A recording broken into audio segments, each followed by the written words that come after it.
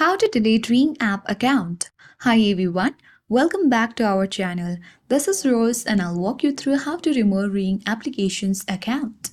Watch the video till the end and without further ado, let's begin. First of all, launch Ring application on your device and make sure that you log into your account. Tap three-line menu icon at top left corner of your screen. Now choose Control Center. You need to wait for the Control Center page to load. Once it is loaded, scroll down. Now you need to select Manage Your Data section. Now simply manage your data and then select the option to delete your personal data including your Ring account. So tap Delete Data.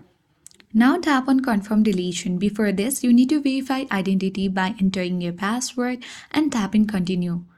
Tap Confirm the deletion and you will receive a phone number verification code where you have to enter the code to complete the process, and your Ring app account will now be successfully deleted. And that's it.